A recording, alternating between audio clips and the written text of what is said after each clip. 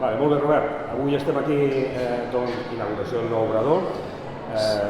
Molts amics, molts clients, suposo. Explica'ns una mica, vull dir, l'objectiu. Bueno, l'objectiu d'avui era fer dues coses alhora. Una, celebrar que fa 26 anys que fem formatges, volíem fer la celebració dels 25, però com que teníem l'obrador que havíem de tancar i amb obres i tot, van dir, bueno, ho farem l'any que ve. Llavors hem volgut celebrar els 26 anys de fer formatges i la inauguració del nou obrador, perquè just avui hem començat a elaborar la primera llet amb aquest obrador. Al matí ha vingut un ramader, ens ha portat 900 litres de llet, que són aquests formatges que tenim aquí.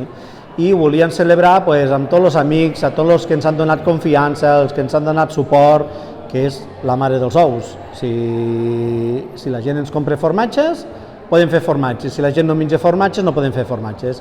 I per agrair hem volgut fer una jornada de portes obertes i hem fet una mica de música d'ambient, un picoteo, i així fer una festa amb tots els amics de Formatges Camps. Aleshores, canviar d'obrador també és un gran repte, no? Parlant clar, ha sigut una putada, parlant malament, tindre que tancar l'obrador actual per temes urbanístics, però ens ho vam prendre com una oportunitat per poder créixer, guanyar qualitat, comoditat, i ens vam tirar de cap a la piscina i vam dir, va, fem un nou obrador i que passi el que Déu vulgui. Han fet uns espais una mica més grans que els que teníem, no és que haguem doblat els espais, per poder estar més còmodes i més ben distribuïts, i sobretot intentar guanyar qualitat, mantindre la que ja teníem i intentar millorar encara el producte, i així disfrutar encara més del món del formatge. Està l'obrador, suposa més algun nou producte que estàs maquinant ja? Bueno, ja portem 16 formatges diferents fets, però amb el temps del Covid vam deixar de fer-ne dos, que eren els pastes toves, que hi havia problemes amb rotació, ja que estava tot el món confinat, i els vam deixar de fer. I ara amb aquest obrador hem fet un espai exclusivament pensat per pastes toves i treballar a baixes temperatures, i volem tornar a fer aquests dos formatges que fèiem abans. I no com abans, sinó millorar-los mínim el doble, perquè sabem que eren bons, però que podien ser molt més. I en aquests nous espais intentarem aconseguir-ho. Estar en l'obrador també penseu o us permetrà obrir nous mercats? Bueno, això és un repte. Fer formatge és fàcil, vendre formatge és més difícil.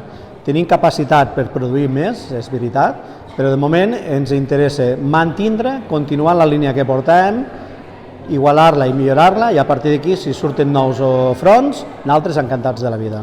Perquè el consumidor continua sent exigent a l'hora de consumir producte de proximitat, producte artesanal. Aquí és una simbiosi entre qualitat i preu, parlant clar. Hi ha molta gent que sí que ho valora, hi ha molta gent que no li sap greu pagar €1 més per un producte de qualitat, però també és veritat que el dia a dia consumir sempre aquest producte es fa difícil en moltes cases. I la gent ho valora, sí que es nota, però falta molta feina encara.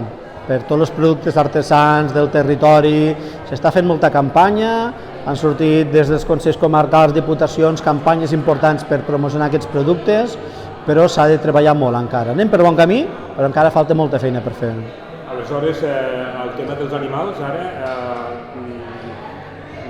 són animals vostres? Teniu animals, No, aquest va ser una de la caixa de Pandora que es va obrir. Ens vam veure obligats a tancar el nostre propi ramat després de 25 anys. El nostre ramat se'l va quedar un ramader que ja tenia cabres, n'hi va posar més, i nosaltres hi comprem la llet amb ell, que és les seves cabres més les meves cabres. Actualment, s'ha de dir les coses clares, no és el nostre ramat, però treballem directament amb el ramader, així saps quina llet tenim, i ramader, agricultura, productor, que sigui tot de la mateixa mà.